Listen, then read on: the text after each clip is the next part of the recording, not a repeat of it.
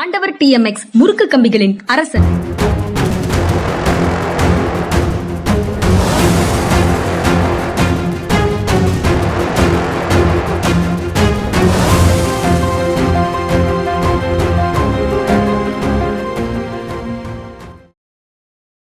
வணக்கம். இது மனிதா மனிதா சார். வணக்கம் சார். வணக்கம்ங்க. வணக்கம் சார். இன்று ஆகஸ்ட் 15 சுதந்திர தினம் நாடு முழுக்க கொண்டாடப்படுகிறது. சென்னையில கோட்டையில முதலமைச்சர் ஜோசப் விஜய் கொடியேற்றினாரு. டெல்லியில பிரதமர், அதுக்கப்புறம் எல்லாரும் எல்லா இடங்கள்லையும் இனிப்புகளை வழங்கி சுதந்திர தினத்தை சிறப்பாக கொண்டாடிட்டு இருக்கிறாங்க. முக்கியமான செய்தியாக முதலமைச்சர் பேசும்போது லஞ்ச லாவண்யமற்ற, லஞ்சம் ஊழலற்ற தமிழ்நாட்டை உருவாக்க பாடுபடும் இந்த அரசு அப்படிங்கிற விஷயத்த வலியுறுத்துறாரு. எப்படி பாக்குறீங்க சார்? அது வரவேற்க தகுந்தது. இந்த மாதிரி செஞ்சாங்கன்னா நிச்சயமாக வரவேற்க தகுந்தது. அதை பற்றி ரெண்டு விதமான அபிப்பிராயம் இருக்கு. மக்களுக்கு இது அவ்வளவா அவேர்னஸ் இல்லை பெரும்பாலான மக்கள்கிட்ட. ஆனால் பெரும்பாலான மக்கள்கிட்ட இப்படி ஒரு ஃபீலிங் இருக்கு. நம்ம நடுத்தட்டு கீழ்த்தட்டுன்னு எக்கனாமிக் கிரைட்டீரியா இருக்குல்ல, அங்கெல்லாம் நான் பேசும்போது அவங்க என்ன சொல்றாங்க, அவர் முயற்சி பண்ணார் சார், நிஜமாக முயற்சி பண்ணார் சார். அப்போ நான் இந்த மாதிரி அவருடைய கட்சியில் சில பேர் பண்ண, அவருக்கு என்ன சார் பண்ணுவார், அவர் அதுக்கு எகென்ஸ்டாக ஸ்டெப் எடுப்பார், அவர் முயற்சி பண்ணுறாரு அப்படின்னா பெரும்பாலான மக்கள் நம்புறாங்க. நமக்கு என்ன அச்சமாக இருக்குன்னா, இதே மாதிரி தான் எம்ஜிஆர் ஆரம்பித்தார் 77 to 79.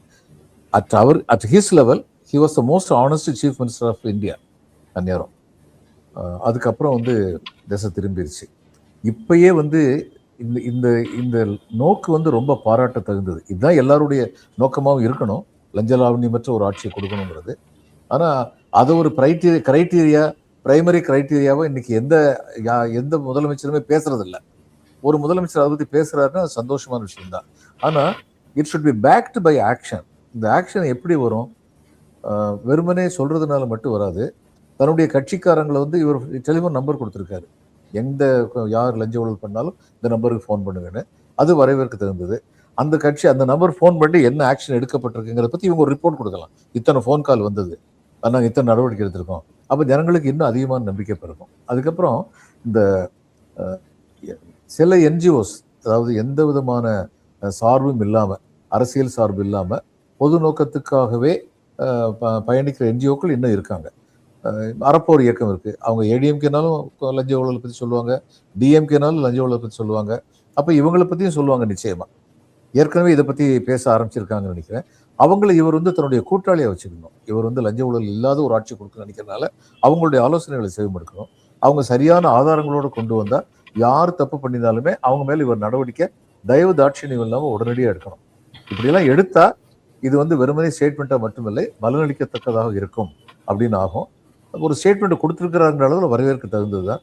மேற்கொண்டு இந்த நடவடிக்கைகள் எடுத்தார் என்றால் அது பலனுள்ளதாக இருக்கும். இல்ல, கடந்த காலங்கள்ல இருந்த அரசுகள் கவர்னன்ஸ் மூலமாக நிர்வாகத்தை மின்னணு மயமாக்குவதன் மூலமாக நேரடியாக தொடர்புகள் இல்லாத ஒரு சூழல்ல நிர்வாக சேவைகளை லஞ்சம் இல்லாத ஒரு சேவையாக மாற்றுவதற்கான முயற்சிகளை எடுத்திருக்கிறாங்க அப்படிங்கிறது ஒரு பக்கம் இருக்கு. ஆனா அந்த மாதிரியான எஃபர்ட்ஸ் எதுவுமே அன்னோட்டிஸ்டா போகுதா? இது ஏதோ ஒரு குற்றச்சாட்டை பழைய ஆட்சியாளர்கள் மேல வைப்பது போல ஒரு தோற்றத்தை, தாங்கள் மட்டுமே புனிதமானவர்கள் போல ஒரு தோற்றத்தை உருவாக்குவதற்கு இந்த மாதிரி முழக்கங்கள் பயன்படுகிறதா அப்படிங்கிற கேள்வியும் வருது சார். சார், கடந்த கால ஆட்சிகளில் என்ன நடவடிக்கை எடுத்திருந்தாலும் லஞ்ச ஊழல் குறையல, கூடிக்கிட்டு தான் போச்சு. அதனால இவர் அப்படியெல்லாம் கூட்டாமல் நான் குறைப்பேன்னு சொல்லி சொன்னார்னா மக்கள் அதை நம்பத்தான் செய்வாங்க. கடந்த கால ஆட்சியில் இவங்க ஜென்சி இவருக்கு பெரும்பாலும் ஜென்சி இவரை சப்போர்ட் பண்ணாங்க, உண்மை. ஆனால் இந்த 40-50 பிராக்கெட்டில் உள்ளவங்க சப்போர்ட் பண்ணது எதுக்காக பண்ணாங்க? இவர் ஒரு ஆக்டர் தான், அவங்களுக்கு அவேர்னஸே கிடையாது. அப்போ தொடர்ந்து எந்த கட்சி வந்தாலுமே அடிமட்டத்தில் இருக்க லஞ்சம் போக மாட்டேங்குது, கவர்மெண்ட்டுக்குள்ள போனாலே நாங்கள் பயப்பட வேண்டியிருக்கு அப்படின்னு பல பேர் நினைச்சாங்கிறது உண்மை. இந்த போலீஸ்ல நம்ம பல்வேறு சான்றிதழ்கள் வாங்குவது நேரடியாக நீங்க போய் பிரிண்ட் அவுட் எடுத்துக்கலாம் அப்படிங்கிற லெவலுக்கு மாறி இருக்கு சார். கார்பரேஷன் உட்பட பல்வேறு இடங்கள்ல இது எல்லாம் முன்னால மக்கள் சான்றிதழுக்காக போய் காத்திருக்கிறதும், அங்க லஞ்சம் கொடுப்பதும் இருந்தது அப்படின்னு ஒரு குற்றச்சாட்டு இருந்தது. ஆனா அதெல்லாம் இப்ப இங்க இந்த சேவைகள் மூலமாக, டிஜிட்டலைஸ் பண்ணதனுடைய சேவைகள் மூலமாக குறைஞ்சிடுச்சு. சாதாரண மக்களை பாதிக்கக்கூடிய நான் சில விஷயங்கள் கேட்கிறேன். பத்திரப்பதிவு பண்ற இடத்துல லஞ்சம் இல்லாம இருக்கா? சவுடு மண் எடுக்கிறதுல இருந்து திருட்டுத்தனம் பண்ணாம இருக்காங்களா? இதுல எல்லாம் பல்லாயிரக்கணக்கான கோடி ரூபாய்கள் லஞ்ச ஊழலாகவும் தவறுதலாகவும் போகுதுங்கிறது ஜனங்களுக்கு தெரியாதா? ஏதோ நான் ஒரு சர்டிஃபிகேட் வாங்குறேன், எனக்கு 50 ரூபா மிச்சமாயிருச்சுங்கிறது மட்டும்தான் லஞ்ச ஊழல் இல்லாத ஆட்சியா? அதனால இதெல்லாம் தைரியம் யாராவது கேட்டாங்கன்னா நிச்சயமா வரவேற்க தகுந்தா. கேட்கிறவங்க சும்மா கேட்கறதோடு நிப்பாட்டிடக்கூடாது. இவங்க செயலில் காட்டணும். இவங்க கட்சிக்காரங்க ஏற்கனவே வேற மாதிரி செயலில் காட்டுறாங்கிறத என்னுடைய அச்சம். ஆனா இதுக்கு முன்னாடி எந்த ஆட்சி வந்தாலுமே இந்த சவுடு மண் எடுக்கிறதுல தவறுகள் நடந்தது. பத்திரப்பதிவு காமராஜர் ஆட்சி காலத்துல பத்திரப்பதிவுல தவறுகள் நடக்குது. சத்தம் போடாமல் பண்ணாங்க. இன்னைக்கு சமூக ஊடகங்கள் இருக்குங்கிறதுனால இது வெளிப்படையாக சொல்லப்படுகின்றன. அவ்வளவுதான் வித்தியாசம். ஆனா இது எல்லாமே லஞ்ச ஊழல் நடந்துகிட்டு தான் இருந்தது. லஞ்ச ஊழல் இல்லாமல் டிரைவிங் லைசன்ஸுக்கு போறவங்க எத்தனையோ பேர் என்கிட்ட சொல்லியிருக்காங்களே, அந்த மீடியேட்டர் மூலமா போகலன்னா சரி அலக்கழிச்சு விட்டுருவாங்கங்கிறாங்க. அப்ப அங்கெல்லாம் மீடியேட்டர் மூலமா போனா தான் ஈஸியா இருக்கும் அப்படின்னு அதுக்கு என்ன அர்த்தம்? அதனால இதெல்லாம் சமுதாயத்தில் இருக்கிற புறையோடி போன லஞ்ச ஊழல்கள். அதுல யாருக்கும் சந்தேகம். அதாவது ஏதோ ஒரு காலத்துல சில கருத்துக்கள் நம்ம மனசுல பதிஞ்சிடுச்சுன்னா அதை தொடர்ந்து அதை பேசிக்கிட்டே இருக்கிறதும் நம்ம கிட்ட ஒரு பழக்கமாக இருக்கு சார். தொடர்ந்து பேசிட்டு இல்ல சார், தொடர்ந்து பேசுறது மட்டும் இல்ல, தொடர்ந்து அவைகள் நடந்து கொண்டிருக்கின்றன அப்படிங்கறதுனால பேசுறோம். இன்னைக்கு அது நடக்கலன்னு சொல்லி உங்களால சொல்ல முடியுமா? கொடுத்தாதான் வேலை நடக்குங்கிறது இல்லாம கொடுக்காமலும் வேலை நடக்குது, கொடுத்தும் வேலை நடக்குது அப்படிங்கிற நிலைமைக்கு மாறி இருக்கலாம் சார். அது ஒரு டிரான்சிஷனுக்குள்ள போயிருக்கலாம். பல்வேறு நீங்க குறிப்பிடும் இடங்கள்ல நானோ அல்லது என்னை சார்ந்தவர்களோ அந்த மாதிரி இடங்களுக்கு போயிருக்கிறாங்க. அங்க இதெல்லாம் இல்லாமத்தான் நடந்திருக்குது. அதனால நான் எனக்கு தெரிந்த இம்மீடியட் சர்க்கிள்ல உண்டானவங்க அனுபவத்துல இருந்து சொல்லணும்னா எனக்கு அப்படிலாம் ஒண்ணுமே நடக்கல அப்படின்னு தான் சொல்லணும்.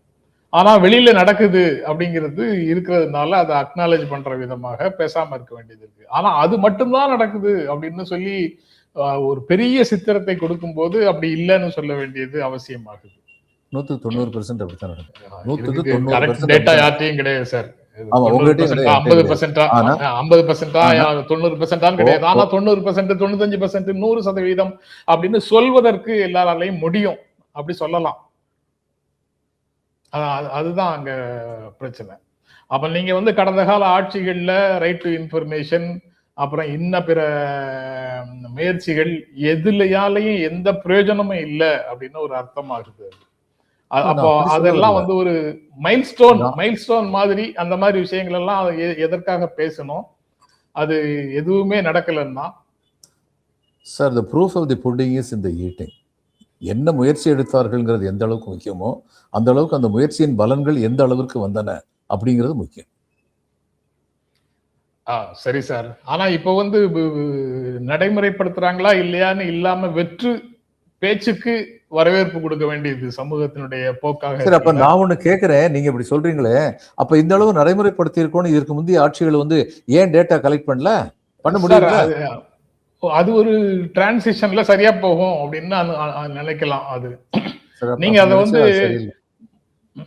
அது எது சமூகத்தை பாதிக்கக்கூடிய முதன்மையான பிரச்சனைன்னு ஆட்சியாளர்கள் நினைக்கிறாங்களோ அதை பத்தி பேசுவாங்க. சார், லஞ்ச ஊழல்ங்கிறது ஒரு கேன்சரஸ் குரோத் தான். அதுவும் ஏழை எளியோர்களுக்குன்னு சொல்லி கொடுக்குற திட்டங்கள்ல லஞ்ச ஊழல் இருந்தா அதோட கொடுமையானது எதுவுமே கிடையாது.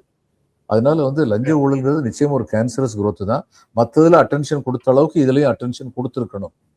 ஏராளமான திட்டங்கள் கடந்த 5 ஆண்டு காலத்துல எளிய மனிதர்களுக்கு போய் சேரக்கூடிய திட்டங்கள் ஒழுங்காக நடந்திருக்குது. அதுல யாரும் கை வைக்கவே முடியாத அளவுக்கு நடந்திருக்குது.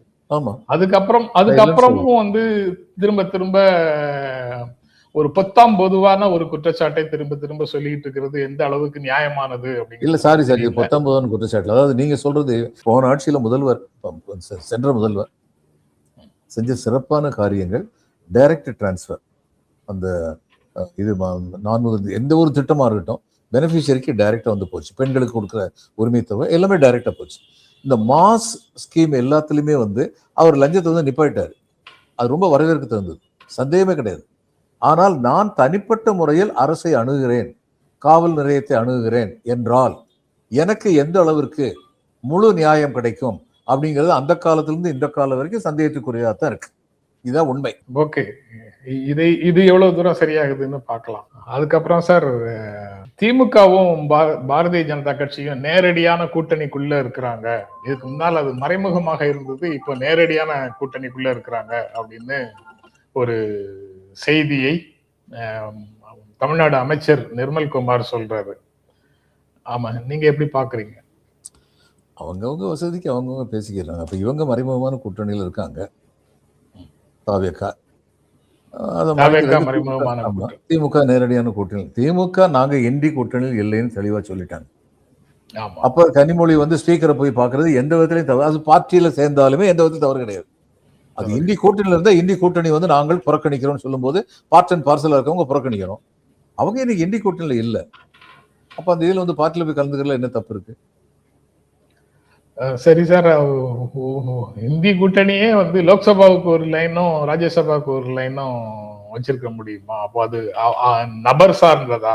ஓம் பிர்லாவுக்கு எதிரானது மட்டும்தானா? ஓம் பிர்லாவுக்கு எதிரானது மட்டும்தான் அப்படின்னு சொன்னா அதை வந்து இங்க கூட்டணி அப்படின்னு நிர்மல்குமாரால சொல்ல முடியுமா? சார், முதல்ல நம்ம ரெண்டு விஷயத்தை பார்ப்போம். இந்தி கூட்டணி வந்து இந்த இதை புறக்கணிக்கணும்னு சொல்லியிருக்காங்க. ரைட் ஆர் ராங், கூட்டணி வந்து ஒரு முடிவு எடுத்திருக்காங்க. இந்த தேநீர் விருதை புறக்கணிக்கணும். அப்போ கூட்டணியில் அங்கம் வைப்பவர்கள் எல்லாரும் அதை புறக்கணிக்கணும். அதுதான் கூட்டணி தர்மம். ஆனா ஏற்கனவே கனிமொழி சொல்லிட்டாங்க, நாங்க இந்தி கூட்டணியில் இல்லை அப்படின்னு சொல்லிட்டாங்க. அப்ப இவங்க மேல அந்த குற்றச்சாட்டு சொல்ல முடியாது. இந்தி கூட்டணி நீங்கள் சென்றீர்கள் அந்த சோனியா காந்தியும் மல்லிகார்ஜுன கார்கேயும் ராஜ்யசபா சேர்பர்சன் கொடுக்கிற தேநீர் விருந்துல கலந்து கொள்கிறார்கள். ஆமா, அந்நேரம் நமக்கு தாராளமாக கேட்கலாம், இந்தி கூட்டணி என்னாச்சுன்னு கேட்கலாம். நம்ம ரெண்டையும் வந்து முதல்ல வித்தியாசப்படுத்துவோம்.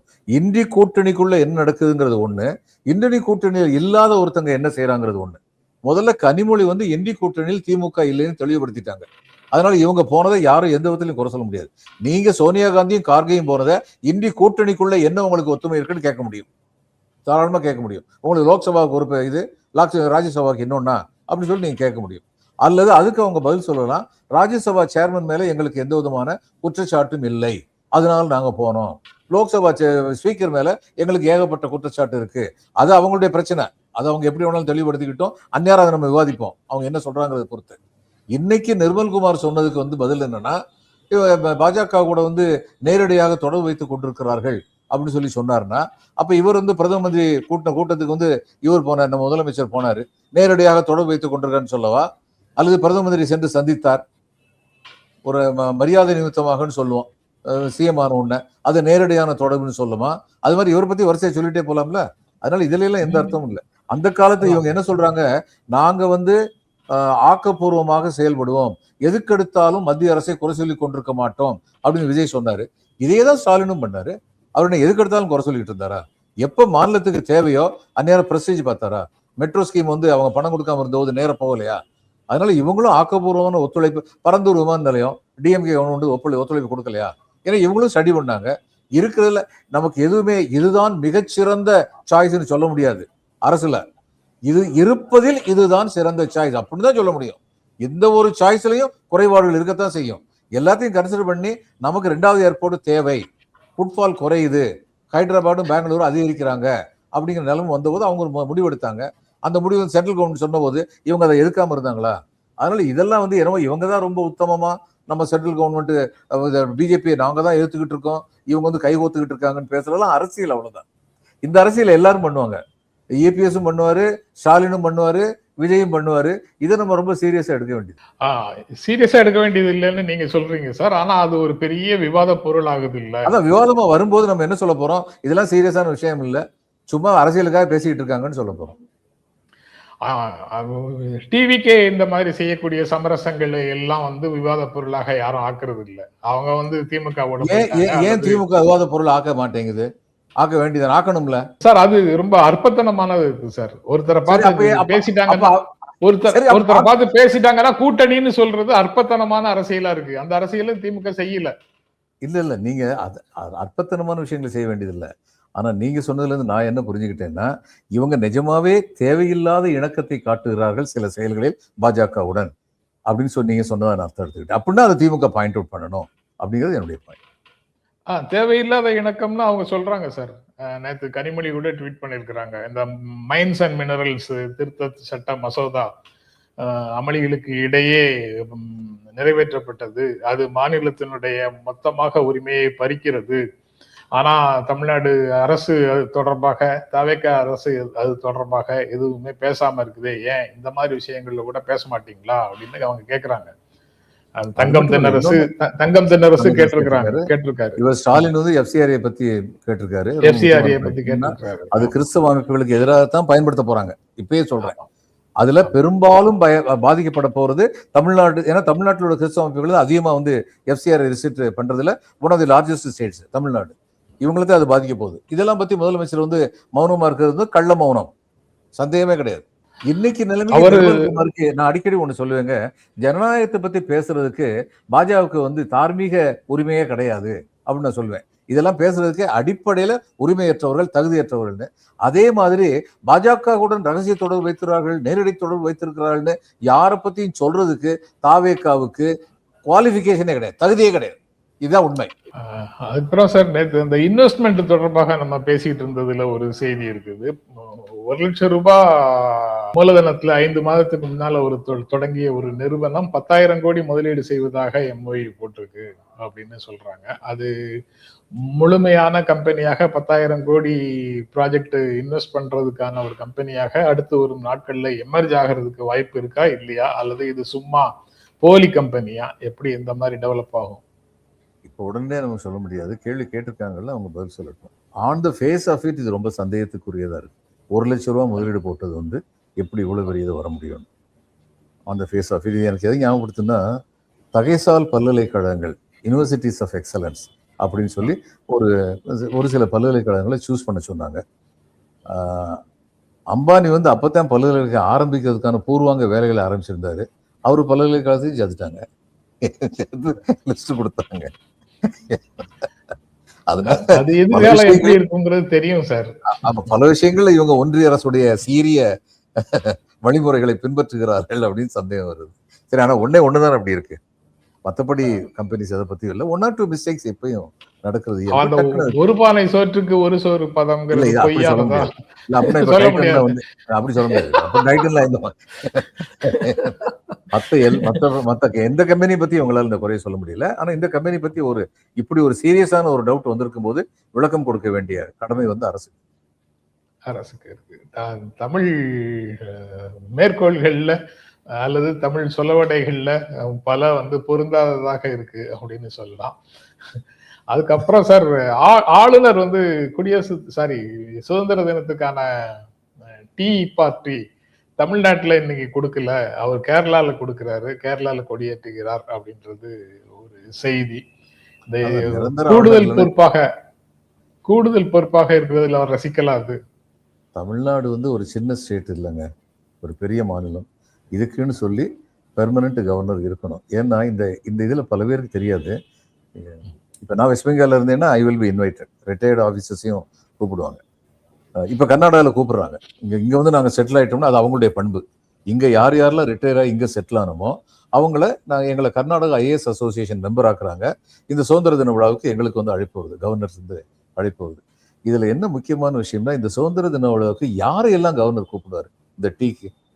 அது வெறுமனே IAS ஆஃபீஸர் IPS ஆஃபீஸர் மட்டும் கிடையாது. இவங்க இண்டஸ்ட்ரியலிஸ்ட்டை கூப்பிடுவாங்க. பிறகு அந்த எம்பசியில் யார் கான்சல் ஜெனரலாக இருப்பாங்க அந்தந்த எம்பசிக்கு. அது கான்சல் ஜெனரல் வந்து அந்தந்த நாட்டை சேர்ந்தவங்களாவும் இருப்பாங்க. ஆனரரி கான்சல் ஜெனரல்னு ஒரு கான்செப்ட் உண்டு. இந்த நாட்டை சேர்ந்தவங்களே கான்சல் ஜெனரல் ஆகியிருப்பாங்க. அவங்க எல்லாருமே ஒரு 20-30 பேர். இப்போ தமிழ்நாட்டில் வந்து இந்த கான்சுலேட்ஸ் வந்து நிச்சயமா ஒரு 20-30 இருக்கும். இத்தாலிக்கு இருக்கும், இதுக்கு இருக்கும், இங்கிலாந்துக்கு இருக்கு, நம்ம எல்லாம் இந்த யூஎஸ்க்கு இருக்கு. இது மாதிரி 20-30 இருக்கும். அவங்க எல்லாரையும் கூப்பிடுவாங்க. அடுத்து முக்கியமானது மென் ஆஃப் எக்ஸலன்ஸ். இந்த NGO வச்சு இப்போ நான் நல்லகண்ணு ஐயா எந்த பதவியிலுமே இல்லாமல் இருந்தார். அப்படிப்பட்டவர்களே கூப்பிடுவாங்க. அப்போ இது ரொம்ப முக்கியமான ஒரு இது. இப்போ எனக்கு வந்து நல்லகண்ணு ஐயாவை பார்க்கணும் எவ்வளோ ஆர்வம் இருக்கலாம். அந்த இடத்துல அவரை பார்த்து 10 வார்த்தை பேசுறதுக்கு எனக்கு ஒரு சந்தர்ப்பம் கிடைக்கும். அதனால இந்த டீ வந்து ரொம்ப முக்கியமான ஒரு அம்சம். இது நிரந்தர கவர்னர் இல்லைங்கிறதுனால இங்கே நடக்காமல் போயிடுச்சு இந்த வருஷம். துரதிருஷ்டவசமாக. அவரு ஒருவேளை நிரந்தர கவர்னர் இருந்து டீ பார்ட்டி கொடுக்கறதா இருந்தா அதுல யார் போறாங்க யார் போகல அப்படின்னு ஒரு பாலிடிக்ஸ் ஒரு சப்ஜெக்ட் நம்ம பேசியிருக்கலாம். ஆமா. நமக்கு பேசும் பொருள் ஒண்ணு குறைஞ்சு போச்சு. நீங்க உண்மையான ஜேர்னலிஸ்ட் தான் சார். நமக்கு நியூஸ் கொடுக்கறது சான்ஸ் இல்லாம பண்ணிட்டாங்களேன்னு சொல்லி வருத்தப்பட்டா.